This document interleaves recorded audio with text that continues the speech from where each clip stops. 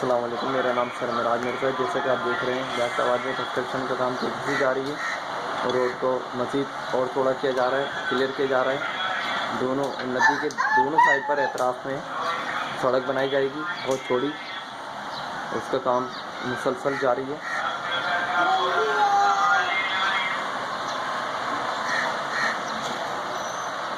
ये आप देख सकते हैं जैसे कि बराह रास्त हैवी मशीनरी के ज़रिए से रोड को और चौड़ा किया जा रहा है और वहाँ पे आवाम का रश मौजूद है।